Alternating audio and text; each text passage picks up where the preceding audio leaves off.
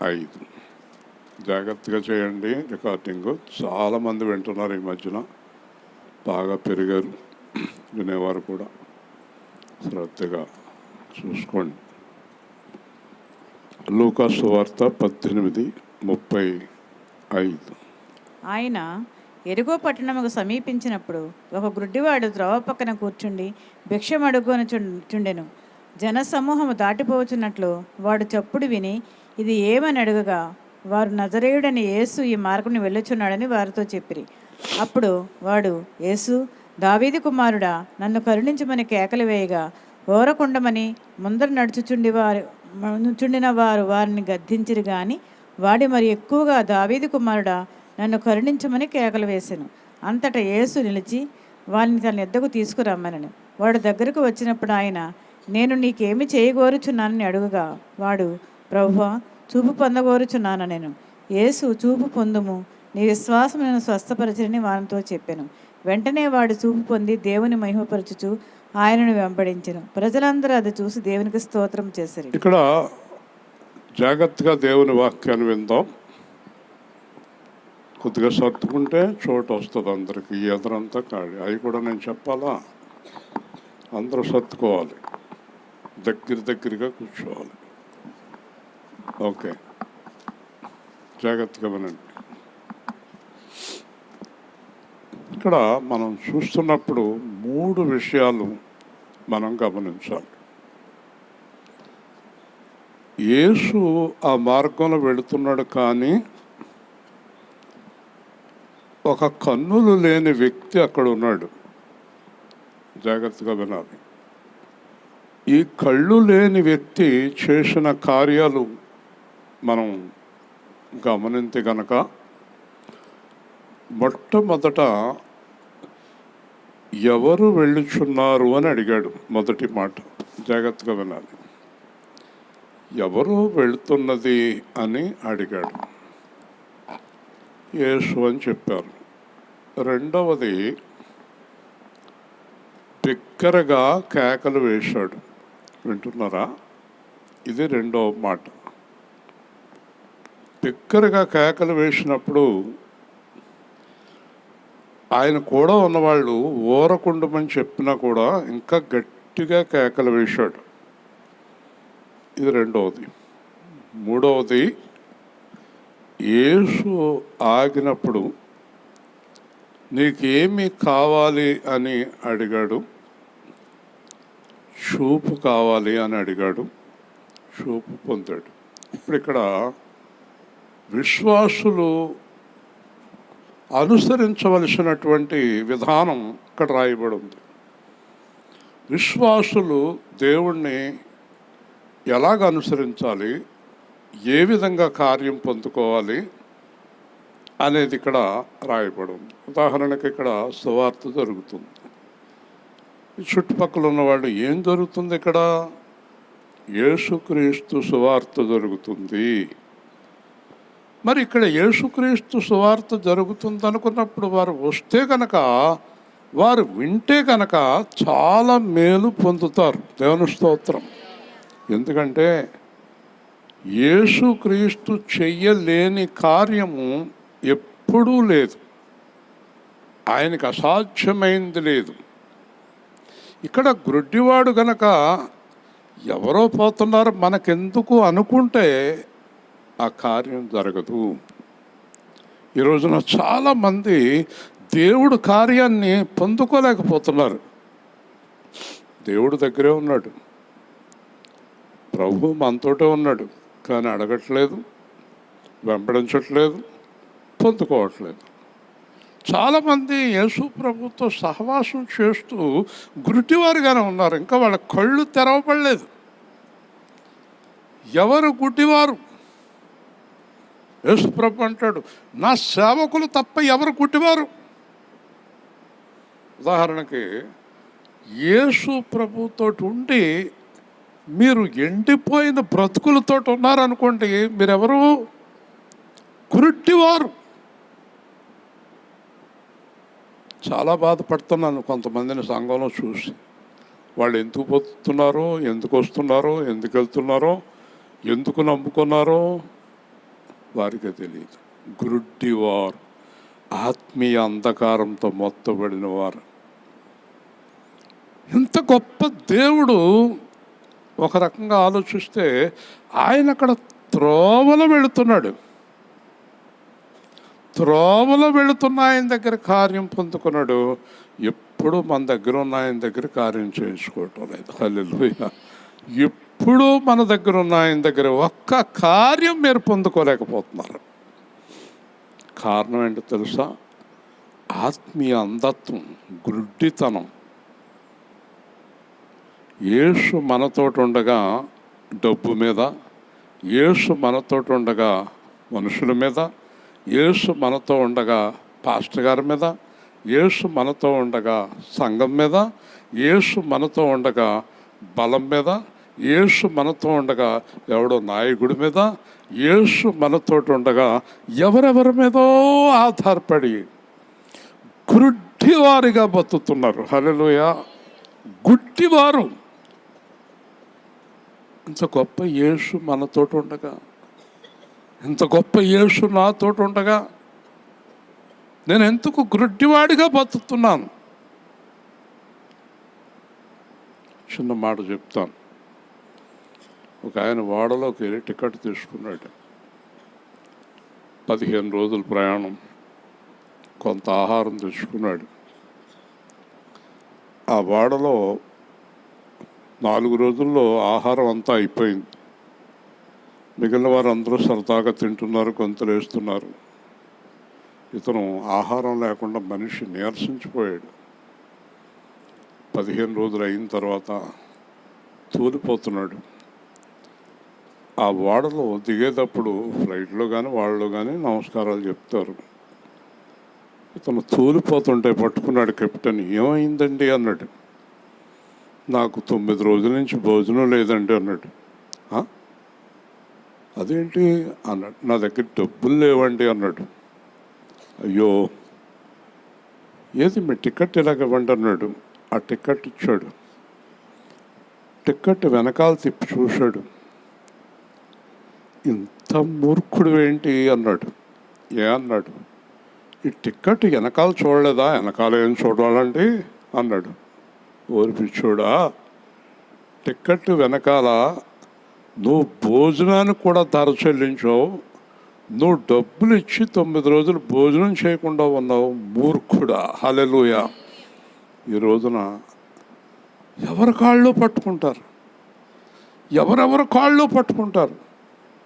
యేసుని ఉపయోగించుకోరు, యేసు మీద ఆధారపడరు. మధ్యాహ్నం ఒక ఆవిడ యూట్యూబ్లో సాక్ష్యం చెప్తుంది. చాలా బాకీలు అయిపోయిందంట. ఒక పాస్టర్ గారు అన్నారంట, అమ్మ కాగితం మీద రాసి రోజు ఏడుతో ప్రార్థన చేయన్నారట. కాగితం మీద రాసి రోజు దేవుడి దగ్గర ప్రార్థన చేస్తుందంట. ఇంకా చివరి రోజు వచ్చిందంట. ఆ రోజు చచ్చిపోదాం అనుకుందట. ఆ రోజే ఒక పెద్ద ఆయన ఫోన్ చేశాడంట. ఏమ్మా ఏంటి అని. చచ్చిపోదాం అనుకుంటున్నాను. ఏం జరిగింది అన్నాడంట. ఇలా బాకీలు అయిపోయానండి, తీర్చే పరిస్థితి లేదు, రోజు ప్రార్థన చేస్తున్నాను. ఎంత బాకీ అన్నాడంట. చిన్నది కాదండి, 15 లక్షలు అన్నాడంట. 5 లక్షల కాడికి 3 సార్లు పంపుతాను, తర్వాత నెమ్మదిగా తీర్చుకోండి అని చెప్పాడంట. హల్లెలూయా.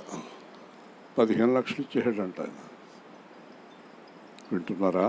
అదంత తేలిక అనుకోకండి.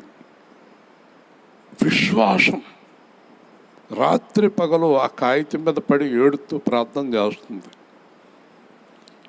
ఈ చాలామంది విశ్వాసంలో ఉండరాళ్ళు. బాకీ ఎలా తీరుతుంది అని ప్రయత్నాలు చేస్తారు. నేను అక్కడ పని చేస్తే తీరుతుందా, ఇక్కడ పని చేస్తే తీరుతుందా, ఇలా చేస్తే తీరుతుందా, అలా చేస్తే తీరుతుందా. ఎంత గుడ్డోళ్ళు అంటే వీళ్ళు. ఒకటి, యేసు ప్రభు మీద ఆధారపడితే తీరుతుంది. దేవుని స్తోత్రం. 2, చేసిన ప్రతి పాపాన్ని ఒప్పుకొని దేవుడి దగ్గర నేను తప్పు చేశాను, నేను చేయకూడని పని చేశానని దేవుడి దగ్గర ఏడ్చి ఎవరైతే వీళ్ళకి బాకీలు ఇచ్చారో వాళ్ళ గురించి ఏడ్చి ప్రార్థన చేసి ఇంకా నా జీవితంలో మరలా ఇలాంటి పని చేయను అని వాగ్దానం చేసి హృదయంతో ప్రార్థన చేస్తే నీ బాకీ దేవుడికి ఒక్క మాటతోటి తీరిపోద్ది. హల్లెలూయా. నీకు తెలియదు, గుడ్డి, పరమ గుడ్డి. అక్కడ పనిలోకి వెళ్తే తీరుతుంది, ఇక్కడ పనిలోకి వెళ్తే తీరుతుంది. ఎంత తీరుతావు నువ్వు? అంత బాకీ ఎలా తీర్చగలుగుతావు నువ్వు? పని చేసినప్పుడు తిండికి అక్కర్లేదా నీకు? మొట్టమొదట నీకు తీర్చాలనేటటువంటి ఉద్దేశము, నేను బాకీ తీర్చాలనేటటువంటి ఉద్దేశము, మరలా నేను బాకీ చెయ్యకూడదనేటటువంటి ఉద్దేశము దేవుడు గమనిస్తాడు. హల్లెలూయా. దారి లేని జీవితాలను ఒక్క రోజులో దారి తెరవగలిగిన శక్తిమంతుడు. హల్లెలూయా. అంటే ఎంత గుడ్డివారో చూడండి. దేవుడి మీద ఆధారపడినటువంటి గుడ్డితనము వీళ్ళని ఆవరించి ఉంది, అంధకారము ఆవరించి ఉంది. పాస్టర్ గారిని పట్టుకుంటారు, 7 రోజులు ప్రార్థనలు అంటారు, 40 రోజులు ప్రార్థనలు అంటారు, గుడ్డముక్కలు పట్టుకు తిరుగుతారు, నూనె బుడ్డలు పట్టుకు తిరుగుతారు. ఎంత గుడ్డోళ్ళండి! నూనె బుడ్డలకి పని అవుద్దా? గుడ్డముక్కలకు పని అవుద్దా? యేసు ప్రభు చెప్పాడు, హృదయ శుద్ధి గలవారు ధన్యులు, వారు దేవుణ్ణి చూస్తారు. హల్లెలూయా. నీ హృదయం పవిత్రంగా మారి చేసిన తప్పులన్నీ ఒప్పుకొని దేవుడి వైపుకి తిరిగితే దేవుడు నీ కార్యం చేస్తాడు. హల్లెలూయా. 40 రోజులు చేసినా, ఒకవేళ మీరు కాగితాల మీద రాసినా పని అవ్వదు. ఒకవేళ మళ్ళీ కాగితం మీద రాశారంటే పని అయిపోయిందంటే పని అవ్వదు. కాగితాల మీద రాస్తే పని అయిపోద్దండి. ముందు నీ అలంకారాలన్నీ తీయి, నీ షోకులంతా తగ్గించుకో, దేవుడి వైపుకి తిరుగు. నీ హృదయం మారలేదు, నేను కార్యం చేయను. నీ హృదయం మారిదాకా నేను కార్యం చేయను, నా దగ్గర నుంచి కార్యం నువ్వు ఎదురు చూడొద్దు. ఈ మాట నేను ఎవరితోటి చెప్తలేదు, మొట్టమొదట నాతో యేసు చెప్పాడు. హల్లెలూయా. కాబట్టి నా హృదయం మారాక అన్ని కార్యాలు నిమిషాల మీద చేసేసాడు, చేస్తున్నాడు, చేయబోతున్నాడు. ఎంత ఆశ్చర్యం! ఎంత భయంకరమైన వర్షాల్లో సువార్త చేశాం, ఒక్క చినుకు పడకుండా. కాబట్టి దేవునికి అసాధ్యమైంది లేదు. గుడ్డితనముతో ఈ 5,000 బాకీ తీర్తానికి ఇంకొకటి 10,000 అడుగుతాడు, ఆ 10,000 బాకీ తీర్తానికి ఇంకొకటి 20,000 అడుగుతాడు, ఈ 20,000 బాకీ తీర్తానికి ఇంకొక 30,000 అడుగుతాడు. చేయకూడదు, అలా చేయకూడదు. అది కరెక్ట్ కాదు, అది పద్ధతి కాదు. దేవుడు అలాంటి సౌకర్యాన్ని నువ్వు చేసుకోమని అనలేదు. నా చుట్టూ ఉన్న దారులన్నీ మూసిపడేసాడు. నాకు అన్ని దారులు మూసేశాక దారి లేక దేవుడి దగ్గరికి వచ్చాను, అప్పుడు దారి తెరిచాడు. హల్లెలూయా. మీకేమో కంగారు, అయ్య బాబోయ్ ఇలాగైపోతే ఎలాగా, ఈ నెల దాటిపోతే ఎలాగా, 1వ తారీఖు దాటిపోతే ఎలాగా. ఈ కంగారు దేవుడికి ఉండదు.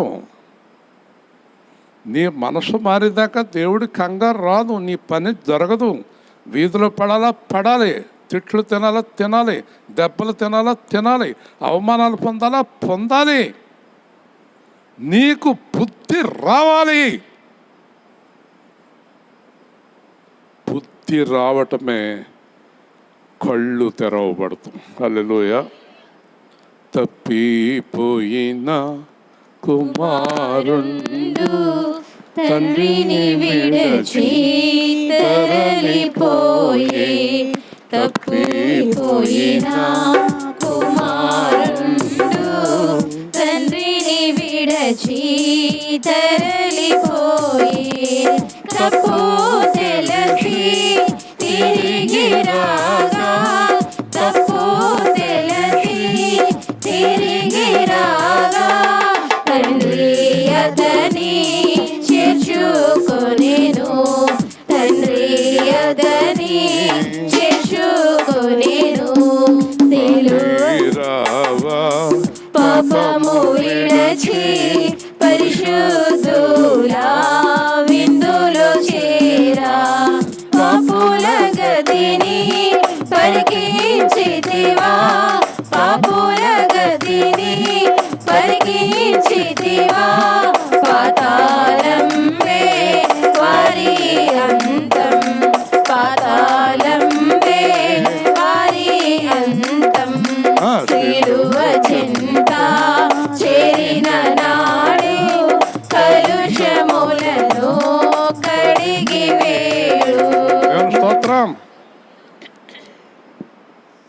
జమీందారు కొడుకుని దేవుడు వదిలేశాడు.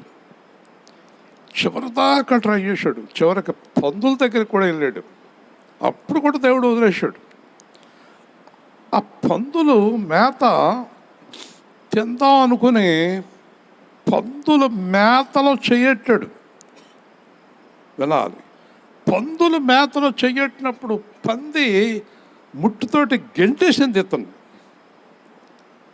ఎంత నికృష్టమైన జీవితంలోకి వచ్చాడంటే అతను, పంది గెంటేసింది, నా మేత తింటావేంట్రా నువ్వు అని. ఆ బురదలో పడి దొలుతున్నాడు.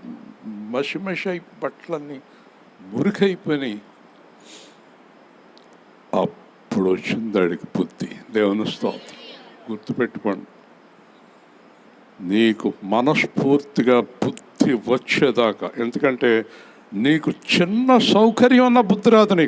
నీకు ఇంకా 10,000, 5,000, 3,000 దొరుకుతున్నాయి, అవి కూడా ఆపేస్తాను నేను. అప్పుడు దాకా నీకు బుద్ధి రాదు. నీకు ఇంకా డబ్బులు దొరుకుతున్నాయి, అక్కడక్కడ డబ్బులు దొరుకుతున్నాయి, అవన్నీ ఆపేస్తాను. అవి ఆపేదాకా నీకు బుద్ధి రాదు. అవి దొరికినంతకాలం నువ్వు మారవు, రోడ్డు మీద పడిపోవాలి, గుడ్డితనం పోవాలి. మనం ఎప్పుడు ఆధారపడతామంటే దేవుడి మీద, రోడ్డు మీద పడేదాకా ఆధారపడం. దేవుని స్తోత్రం.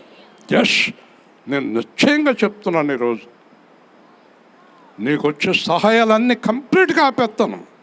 ఒక్క రూపాయి కూడా నీ దగ్గరికి రాకుండా చేస్తాను. అప్పుడు కానీ నీకు బుద్ధి రాదు. నీ దగ్గర 10 రూపాయలు ఉన్నా నీకు బుద్ధి రాదు. ఒక బ్రాందీ షాప్ కాడ, తణుకులో స్టీల్ కొట్టుకాడ ఆవిడ ఏదో పని చేసుకుంటుంది, స్టీల్ సామాను. నేను అలా నుంచి చూస్తున్నాను. ఒకడు కుంటుకుంటా వచ్చాడు అక్కడికి. ఒక 20 రూపాయల కాగితం చూపించి ఆ బ్రాందీ షాప్ వాడిని ఏదో అంటున్నాడు, ఆతలపో అంటున్నాడు. ఏదో నాకు అర్థమవుతలేదు, మాటలు దూరంగా ఉన్నారు. 100 కానీ 50 కానీ ఉండాలేమో మరి అక్కడ. ఆ తాగుడు ఎంత ఉంటుందో మనకేం తెలుస్తుంది, ఆ పుట్టి ఎంత ఉంటుందో తాగేవాళ్ళకి తెలుస్తుంది. చివరికాడు నేను చూస్తున్నాను, ఈవిడి లోపల పని చేసుకుంటుంది. 1 గంట సేపు నుంచి నాడు ఏం చేస్తాడని చూస్తున్నాను. వెళ్ళేవాళ్ళని వచ్చేవాళ్ళని అడుక్కుంటున్నాడు. 10 ఇవ్వండి, 20 ఇవ్వండి, 10 ఇవ్వండి. ఎందుకు అడుక్కుంటున్నాడు? తాగుతాను. ఆడు తాగకూడదంటే ఆడ దగ్గర ఆ 10 రూపాయలు కూడా ఉండకూడదు. నికృష్టుడై రోడ్డు మీద పడి ఆడు తొల్లితే తప్ప ఆడు బతుకు మారదు. దేవుని స్తోత్రం. ఆడు బతుకు మారాలి, ఆడికి బుద్ధి రావాలి. దేవుడు చచ్చినా ఊరుకుంటాడు, మనిషి చచ్చినా ఊరుకుంటాడు, కానీ బుద్ధి రాకుండా నా దేవుడు ఎవ్వరికి సహాయం చేయడు. హల్లెలూయా. గుర్తుపెట్టుకోండి, బుద్ధి తెచ్చుకోండి. పిచ్చి పిచ్చి పనులు, పిచ్చి పిచ్చి మాటలు, పిచ్చి పిచ్చి వేషాలు వేయకండి. అర్థమవుతుందా? సహాయం అన్నీ ఆపేస్తాడు. బెంగళూరులో నాకు అన్ని సహాయాలు కంప్లీట్ నిలిపేశాడు. 1 రూపాయి దొరికినా నేను బెంగళూరు నుంచి రాను, మొత్తం కంప్లీట్ స్టాప్ చేసేసాడు. అప్పుడే బుద్ధి వచ్చింది. హల్లెలూయా. నీకు ఈరోజు వాక్యం ఏంటో తెలుసా? బుద్ధి రావాలి. ఏం రావాలి? బుద్ధి వచ్చిన వెంటనే దేవుడు ఏం చేస్తాడు? నీకు అద్భుతమైన సహాయం చేస్తాడు. హల్లెలూయా. ఒకే ఒక్క మాట, మీ ఎదురుగుండా నిలబడిన వ్యక్తిని ఎలా నిలబెట్టాడో మిమ్మల్ని అందరినీ అలాగే నిలబెడతాడు. హల్లెలూయా. ఈరోజు నేను రోజు 10 మందికి భోజనం పెట్టగలను. ఒకప్పుడు నాకే భోజనం కష్టమైపోతూ ఉండేది. ఎప్పుడు నన్ను దేవుడు ఆశీర్వదించడం మొదలుపెట్టాడు? నోరు తెరవండి, కళ్ళు తెరిచాక. హల్లెలూయా. బుద్ధి వచ్చాక. నోరు తెరవరేంటి? నోరు తెరవకపోతే మిమ్మల్ని దేవుడు నమ్మడం. మేమందరం బుద్ధి వచ్చిన వాళ్ళమే అంటారా మీరు? ఈ వాక్యం అన్నాక బుద్ధి వచ్చిందో లేదో మీకు అర్థమై ఉంటుంది. వచ్చిందా? బుద్ధి వచ్చిందా? రాలేదు. నా వంక చూస్తే ప్రయోజనం ఏంటి? కోపంగా. బుద్ధి వచ్చిందా? వచ్చే వరకు నా సహాయం మీకు దొరకదు. హల్లెలూయా. బుద్ధి తెచ్చుకోండి. ఏ బుద్ధి? యేసుక్రీస్తునకు కలిగిన బుద్ధి. హల్లెలూయా. ఏ బుద్ధి కలగాలి, ఏ బుద్ధి కలగాలి? ఆ పాదాల దగ్గర ఏడుతుందో చూసారా? తండ్రి, నా పాపాలు క్షమించండి, ఇంక నేను ఎప్పుడు పాపం చేయను, ఇంకెప్పుడు నేను అబద్ధం ఆడను, ఇంకెప్పుడు నేను వంకర చూపులు చూడను, ఎవరిది ఆశించను, నువ్వు నాకు ఇచ్చింది చాలు, నా భర్తను బాధ పెట్టను, నా పిల్లల్ని బాధ పెట్టను, నా అత్తగారిని బాధ పెట్టను, మామగారిని బాధ పెట్టను, ఎవరినే బాధ పెట్టను, తల్లిని బాధ పెట్టను, తండ్రిని బాధ పెట్టను, పిల్లల్ని బాధ పెట్టను, దేవుణ్ణి బాధ పెట్టను అనేటటువంటి బుద్ధి నీకు వచ్చే వరకు దేవుడు సహాయం నీకు దొరకదు. హల్లెలూయా, గట్టిగా చెప్పాలి. చూసారా? 3 కారణాలు మనం చూడాలి. మొదటి కారణం ఏంటంటే, ఆ భిక్షగాడు కళ్ళు లేనందువల్ల అడుక్కుంటున్నాడు. కళ్ళుంటే అడుక్కోడు. ఈ అడుక్కునే భిక్షగాడు చాలా జనం చప్పుడు వినబడుతుంది, ఎవరయ్యా ఈ మార్గంలో వెళ్తున్నారు అని అడిగాడు. బ్రతకుడి దొరకును, తట్టుడి తీయబడును. ఎంత బాగా చెప్పాడు యేసు ప్రభు. ఎవరండి ఈ మార్గంలో వెళ్తున్నాడు? ఆడికి ఎందుకు అనుకోలేదు, అడిగాడు.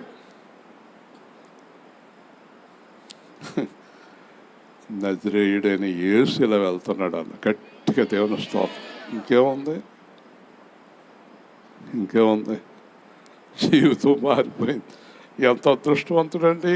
అలాగెవరు వెళ్తున్నారు? యేసు వెళుతున్నాడు. ఎవరు వెళ్ళినా 10 రూపాయలు, 5 రూపాయలు, 2 రూపాయలు పడేస్తారు, కానీ కళ్ళు ఇచ్చేవారు లేరు. హల్లెలూయా. నీ ముష్టి బ్రతుకును మార్చగలిగిన వారు ఈ లోకంలో ఎవరు లేరు. నీ బాబు, మీ అమ్మ, మీ అత్త, నీ మామ, నీ బంధువులు నీకు ముష్టి వేసేవాళ్ళే కానీ నీ బ్రతుకును మార్చేవారు కాదు. హల్లెలూయా. ఈ ముష్టి బ్రతుకు మనకు వద్దండి. ఈ అడుక్కు తినే బ్రతుకు మనకు వద్దండి. అలాగ అడుక్కు తినే బ్రతుకు మనకు వద్దంటే ఎవరిని ఆశ్రయించాలి? గట్టిగా చెప్పండి. ఎంత గొప్ప దేవుడు అండి. నీ జీవితాన్ని అద్భుతంగా మార్చేస్తాడు. నీ దేవుడైన యెహోవా మాట నీవు శ్రద్ధగా వినిన ఎడల, నీ దేవుడైన యెహోవా మాట నీవు శ్రద్ధగా వినిన ఎడల, తలగానే చేయను, తోకగా చేయడు, అప్పించువానిగా నిన్ను చేయును, ఇక మీదట ఎన్నడు అప్పు చేయవు. నీ దేవుడైన యెహోవా మాట నీవు శ్రద్ధగా వినిన ఎడల, తలగానే చేయును, తోకగా చేయడు, తలగానే చేయును, తోకగా చేయడు, నీ దేవుడైన యెహోవా మాట నీవు శ్రద్ధగా వినిన ఎడల. దేవుని స్తోత్రం. లేని పాటను ఎరుగుతుంది అరగంట. కాబట్టి పాట ఉంటే నాకు అర్థమైపోతుంది అని నేనే చెప్తాను. చాలా జాగ్రత్తగా వినాలి దేవుడి మాట. ఈ అడుక్కునే బ్రతుకు మంది మారాలంటే మహాదేవుడైన యేసుని ఆశ్రయించాలి. ఇంకా మనం దారులు ఎదుర్కొంటున్నాం. ఎలాగైతే డబ్బులు వస్తాయి, ఏ పక్క వెళ్తే డబ్బులు వస్తాయి, ఎలాగైతే డబ్బులు వస్తాయి, ఎక్కడికి వెళ్తే డబ్బులు వస్తాయి? నీ బతుకు మారదా? ఇంకా నీ జీవితం మారదా? దేవుడి దగ్గరికి వెళ్తే డబ్బులు వస్తాయి. హల్లెలూయా. దేవుడు ఆశీర్వదింతే పని దొరుకుతుంది. దేవుడు ఆశీర్వదింతే మార్గం తెరవబడుతుంది. దేవుడు ఆశీర్వదింతే జీవితాల్లో మార్పు కలుగుతుంది. కాబట్టి యేసు వెళుతున్నాడా అని రెండవదిగా ఏం చేశాడంటే, యేసు యేసు కరుణించుము. జాగ్రత్తగా వినాలి. యేసు కరుణించు. యేసు ఎందుకంటే అప్పటికి చాలా మందికి ఆయన కాళ్ళు ఇస్తున్నాడు, జీవితం ఇస్తున్నాడు అని తెలుసుకున్నాడు. ఇతను యేసు కరుణించు, యేసు కరుణించు అన్నప్పుడు ఆ చుట్టూ ఉన్నవాళ్ళు ఊరుకో అంటున్నారు. అందుకే సాతాను నీ మొగుడిని, నీ పెళ్ళాన్ని, నీ కూతుర్ని, నీ చుట్టాలని, నీ చుట్టూ ఉన్న వాళ్ళని, పాస్టర్ని కూడా వాడుకుంటుంది. నువ్వు డైరెక్ట్గా ప్రార్థన చేసేస్తే అయిపోద్దేటి, నా దగ్గర రావాలంటాడు వీడు, ఈ పాస్టర్. ఎన్ని రకాలుగా వాడుకోవాలన్ని రకాలుగా సాతాను వాడుకుంటుంది. ఎందుకు వాళ్ళని వీళ్ళ బతిమలతో ఎందుకు, నేను ఉన్నాను కదా అంటాడు. మళ్ళీ 2 రోజుల తర్వాత కుదరలేదు అంటాడు, పని అవ్వలేదంటారు. ఎవరు నమ్ముకున్నా అంతే నువ్వు. కాబట్టి వీళ్ళ కేకలేస్తుంటే అతను వాళ్ళని లెక్క చేయలేదు, ఇంకా గట్టిగా యేసు అని అరుస్తున్నాడు. హల్లెలూయా. నిన్ను ఎవరు ఆపినా కూడా యేసుని అడగటం మానవద్దు నువ్వు. నాకు ఎన్నోసార్లు నన్ను ఈ పక్క ఆ పక్క తిప్పుతాను చూశాడు. ఒక ఆయన సడన్గా కోరింపాడు, మీకు ఎంత డబ్బు కావాలంటే అంత డబ్బు ఇస్తాను, ఏదైనా చేసుకోండి అని. అవతల పొమ్మన్నాను, బలిపీఠం ఎదురుకుండా చెప్తున్నాను, నీ డబ్బు నాకు అక్కర్లేదని చెప్పాను. పరిగెత్తికి వెళ్ళిపోతానికి సిద్ధంగా ఉంటారు కొంతమంది. ఏ సంచి తెమ్మంటారు అంటారు, సంచి పెట్టుకుని వెళ్ళిపోతారు. డబ్బు ఇస్తానంటమే పాపం కాలుష్యం చేస్తారా? ఎలాంటి కప్పకపో ఎలాంటి, మనకి ఎంత అవసరం అంటది. అడుగు నేను ఇస్తాడా, 100 కండిషన్లు పెడతాడు. అవసరం అయితే నీ పెళ్ళాన్ని సాయంత్రం నా ఇంటికి పంపని కూడా అంటాడు. దరిద్రమైన లోకంలో ఉండి దేవుణ్ణి ఆశ్రయించకుండా గుడ్డితనమ్మతోటి కాలేబడిగాడు. ఇవాళ మంచి వాక్యం చెప్పండి అని చెప్తున్నాడు. విను మరి, బుద్ధి తెచ్చుకోయా. నీ చేతిలో ఉన్న పనిని ఉపయోగించుకో, బాగుపడు, దేవుడు ఆశీర్వదిస్తాడు. పని చేయకుండా పడుకోకు, నీకే పని వచ్చో ఆ పని చెయ్యి. నేను 4-5 ఇంజనీర్ని అడిగాను, ప్లాన్కి ఇస్తానని. మీరెందుకండి పాప వద్దన్నారు. లేదు, ఏదన్నా ప్లాన్కి ఇస్తే 1000-2000 వస్తాయి, ఇంజనీరింగ్ చదువుకున్నాను కదా అని ప్రయత్నం చేస్తే దేవుడు నన్ను పంపలా. ఇంత పెద్ద ప్లాన్ వేసాడు, ఇంకా ఆ ప్లాన్లో ఇంకేంతాడు. దేవుని స్తోత్రం. కాబట్టి మనము చేయగలిగిన పని చేయటానికి సిద్ధంగా ఉండాలి. హల్లెలూయా. ఎవరి మీద ఆధారపడకూడదు. ఈ 10,000 ఎలా వస్తుంది, 10,000 ఎలా వస్తుంది, ఎన్నో చరిత్రలు మనం చూస్తుంటే చాలా దారి లేని వారు ఈ రోజున 200-300 మందిని ఉద్యోగస్తులు పెట్టుకుని పోషిస్తున్నారు. హల్లెలూయా. కృషి, దానికి దేవుడు తోడై ఉండాల. చిన్న కృషి. ఈరోజు ఒక అమ్మాయి యూట్యూబ్లో చెప్తున్నాడు, నెయిల్ పాలిష్ మీద కోట్లు సంపాదించిందంట, గోడకు రంగులు. ఆవిడ దగ్గర 150 మంది పని చేస్తున్నారంట, గోల్డ్కి రంగులు వేసేవాళ్ళు. పని, ఏదో పని చెయ్యాలనే మనసు గట్టిగా ఉండాలి. చెయ్యి, ఎవరి దగ్గర నేను చెయ్యి చాపకూడదు, నేనే ఇంకొకటికి పెట్టాలని ఉండాలి. హల్లెలూయా. గురుడితనం పోవాలి, ఆ గురుడితనం పోవాలి.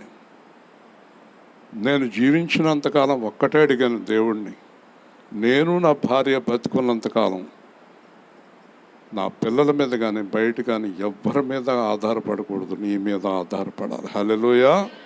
నీ మీద ఆధారపడి మేము నిద్రించాలి, ఎవరి మీద ఆధారపడకూడదు. వింటున్నారా? మా మావయ్య గారు అంటున్నాడు,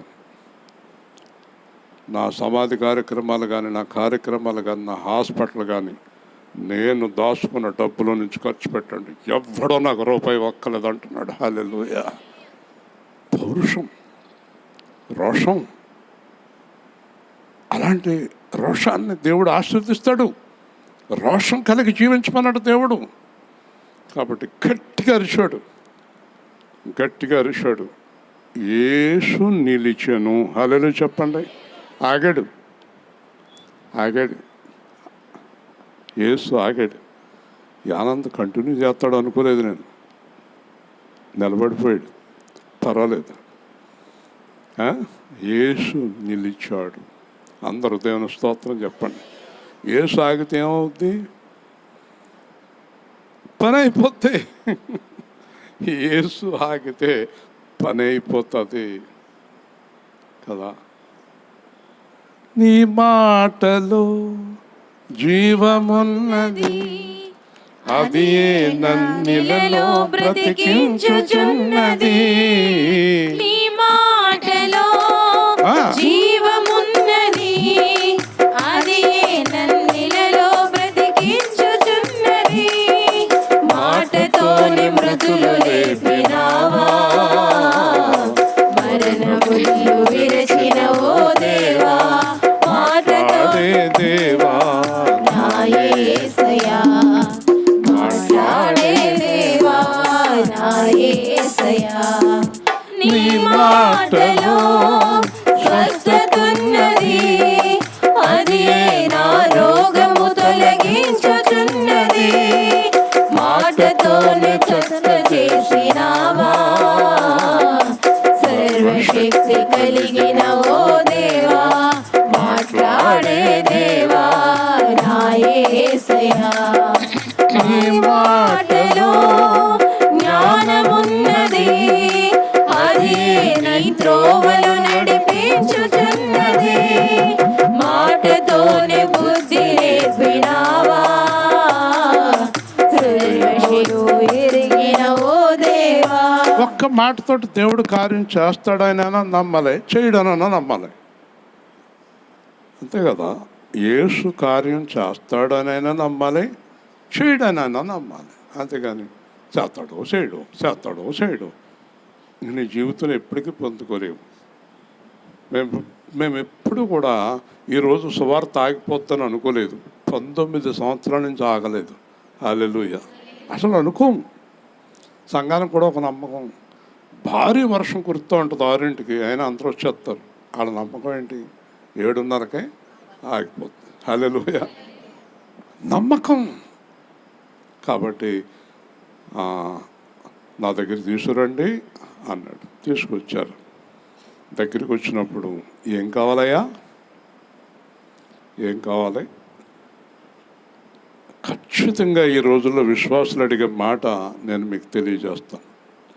ఈ రోజున ఇక్కడ కూర్చున్న వాళ్ళు చాలామందిని అడిగితే అప్పులు తీరిపోవాలని అడగవచ్చు, డబ్బులు కావాలని అడగవచ్చు,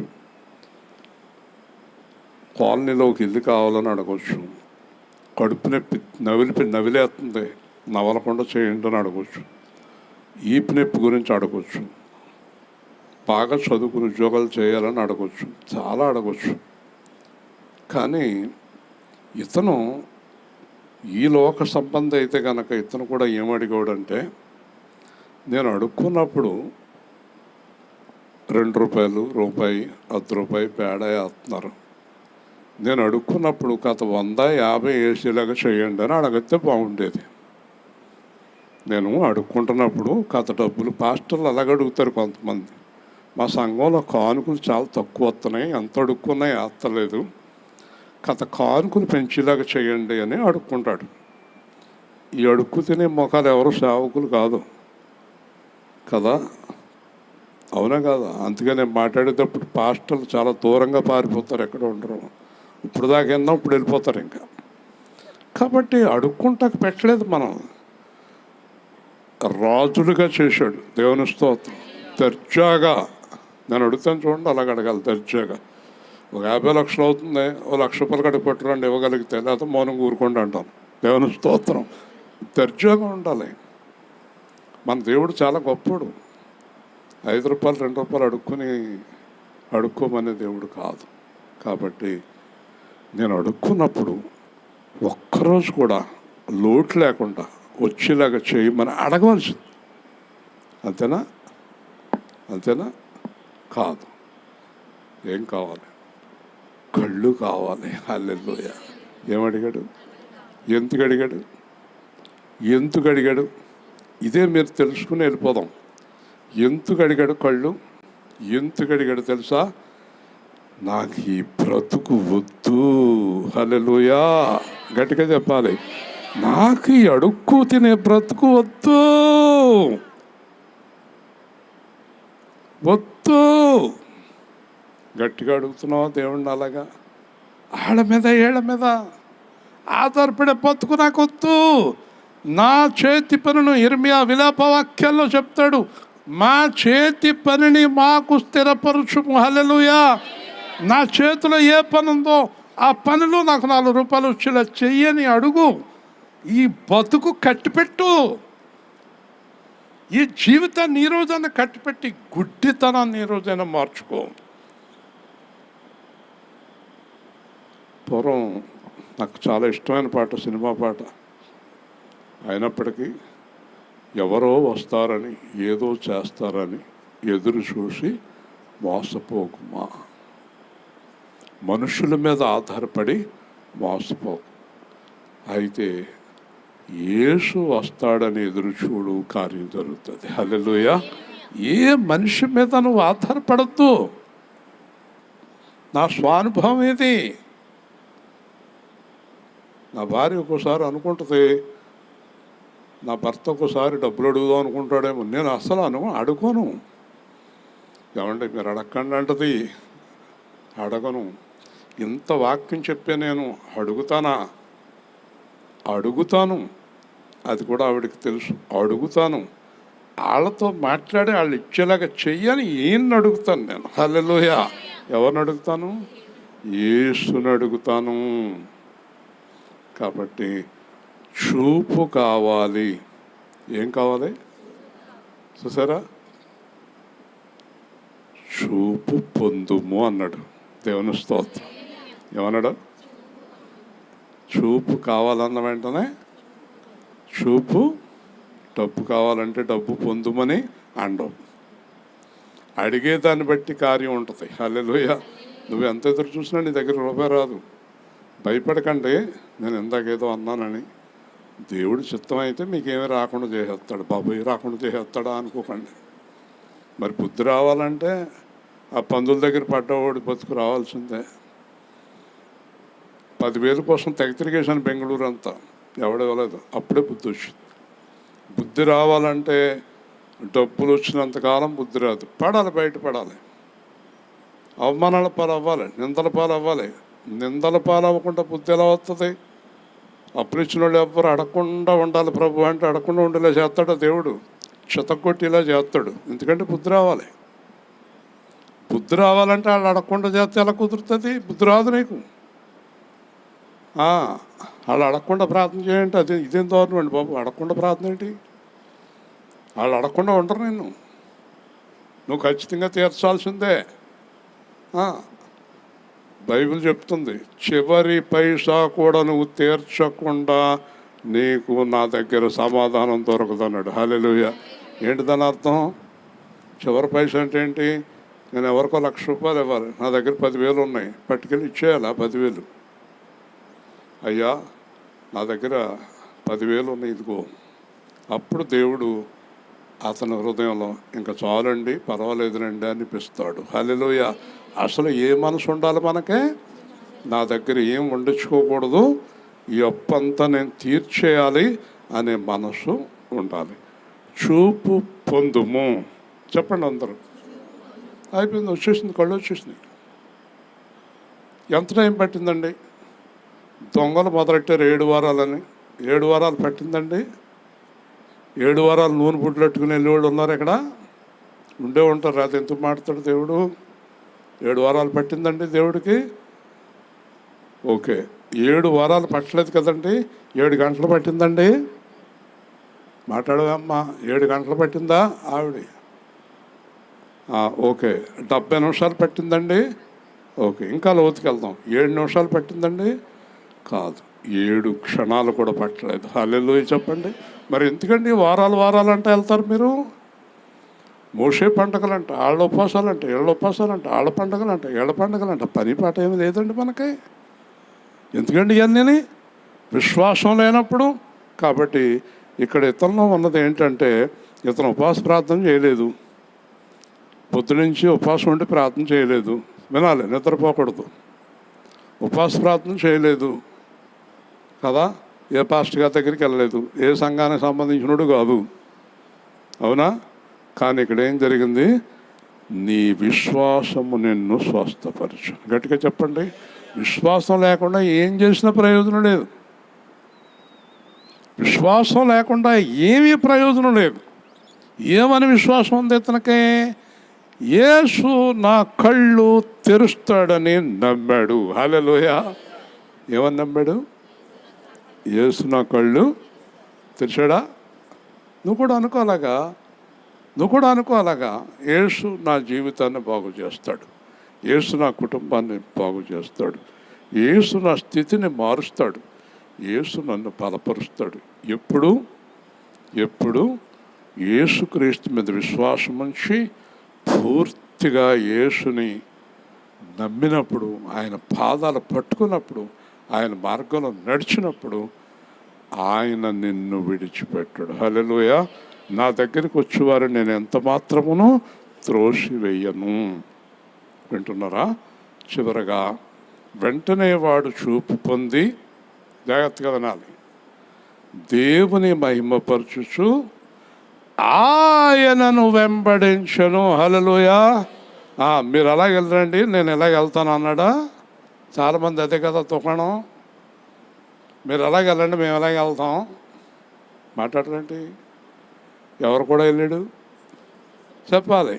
చూపించిన ఆయన కూడా వెళ్ళిపోయాడు. హల్లెలూయా. దాని అర్థం ఏంటి? మనము ఎవరైతే మనకి కళ్ళు ఇచ్చాడో, ఎవరైతే మనకి రక్షణ ఇచ్చాడో, ఎవరైతే మనల్ని ఇలా నిలబెట్టాడో ఆయన్ని వెంబడించాలి. అంటే అర్థం ఏంటి తెలుసా? ఆయన వెంబడించడం అంటే అర్థం తెలుసా? ఆయనకి ఇష్టమైన పని చేయాలా, ఆయన మార్గంలో నడవాలి. హల్లెలూయా. హల్లెలూయా. ఎప్పుడు కూడా మార్గం మళ్ళీ ఆ పక్కకి ఈ పక్కకి తొలగిపోకూడదు. యేసు ఉంటే చాలు కలుగునయ్యా మేలు, నీకున్న బాధలన్నీ తొలగిపోతాయి. భక్తితో ప్రార్థిస్తే ముక్తిని ఇచ్చేవాడు, సైతాను శక్తులన్నీ మారిపోతాయి. నీతి విడిచిపెట్టొద్దు, పరుల సొమ్ము ముట్టొద్దు. నీతి విడిచిపెట్టొద్దు, పరుల సొమ్ము ముట్టొద్దు. కష్టమైన నష్టమైన వెనుకనే చూడొద్దు. నీలో యేసు ప్రభు, నాలో యేసు ప్రభు ఉంటే చాలునయ్యా ఎంతో ఆనందం. పరలోకం ఎంతో ఆనందం. నువ్వు పొందాలంటే పాపం విడిచిపెట్టాలి. నిత్య జీవం యేసే మోక్ష మార్గం. నీకు కావాలంటే అడిగి పొందుకోవాలి. లోకంలో ఉన్నదంతా విడిచిపెట్టి రావాలి. నిన్ను వలే నీ ఎదుటి మనిషిని ప్రేమించాలి. నీలో యేసు ప్రభు, నాలో యేసు ప్రభు ఉంటే చాలునయ్యా ఎంతో ఆనందం. ఎవరు చెప్పినా సరే పక్క తిరగకూడదు. మొగుడు, పెళ్ళం, పాస్టర్ ఎవరైనా అయిపోయినామండి. అలా కాదంటే నో, నా కళ్ళు ఇచ్చిన వాడు యేసు, నేను ఆయన కూడా వెళ్తాను. ఈ రోజున నన్ను యేసు ప్రభు దగ్గర నుంచి ఎవ్వరు దూరం చేయలేరు. అలాంటి ఒక నిశ్చయత మనం కలిగి ఉండాలి. అంతేగాని ప్రతి చిన్నదానికి పెద్దదానికి ఇంక వేస్ట్ అండి, ఇంక ప్రార్థన వేస్ట్ అండి, ఇంక సంఘం వేస్ట్ అండి, ఇంక సువార్త వేస్ట్ అండి. నువ్వే వేస్టు, నువ్వే పెద్ద వేస్టు. ఎవరిని వేస్ట్ అంటావు నువ్వు? నీ తలకాయ అంటున్నావు ఎప్పుడైనా? అన్నీ వేస్టా? నువ్వే పెద్ద వేస్టు అంటున్నావు ఎప్పుడైనా? అనవా? ప్రార్థన వేస్ట్ అండి, సువార్త వేస్ట్ అండి, చర్చికి వెళ్తాం వేస్ట్ అండి, రోజు వెళ్తాం వేస్ట్ అండి, అన్నీ వేస్ట్ అండి. అర్థమైందా? దేవుడి దృష్టిలో నువ్వే పెద్ద చెత్త. దేవుని స్తోత్రం. నువ్వే వేస్ట్ అనొచ్చాలాగా. ఇంకా అనవసరం అని అన్నారా ఎవరైనా మీలో? అనకపోతే ఎందుకు చెప్తాడు దేవుడు? అన్నారా?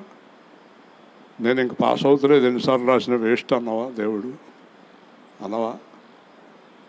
అన్నవా? చూసావా? అందే దొరికేసింది, అందే. వాళ్ళ అమ్మేది అందా?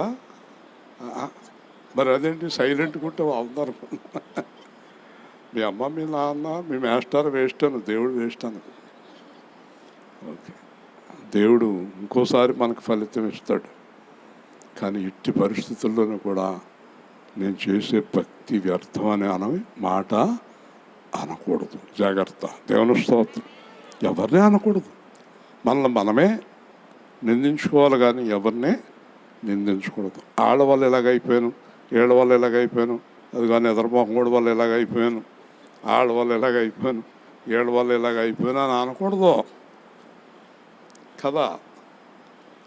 మన వల్లే మనం ఇలాగైపోయాం. హల్లెలూయా.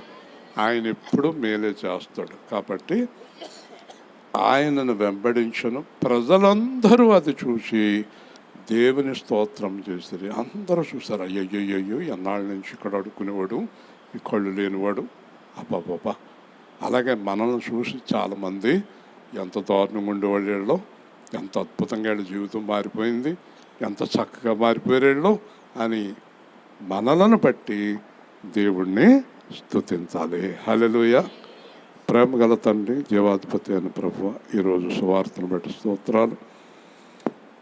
ఈ కుటుంబాన్ని దీవించండి. ఎన్నోసార్లు ఇక్కడ సువార్త చేసుకోవటానికి అవకాశం ఇచ్చారు. వారి సహోదరుని వాళ్ళ కొమ్మర్లో ఉన్న వారిని దీవించండి. వారి పిల్లల్ని అక్కడక్కడ ఆయా స్థలాల్లో ఉన్న పిల్లలను దీవించండి. ఈరోజు ఉయ్యాల వేసిన చంటి బిడ్డను దీవించండి. చుట్టూ ఉన్న వారిని దీవించండి. సంఘాన్ని దీవించండి. మేమైతే పూర్తిగా మీ మీద ఆధారపడే ఆ గొప్ప భాగ్యాన్ని అనుగ్రహించండి. యేసు నామములో ప్రార్థిస్తున్నాము తండ్రి. ఆమేన్. మంచిది. మరి రేపు సాయంత్రం సానా డాక్టర్ గారు ఇంటి దగ్గర అందరూ వచ్చి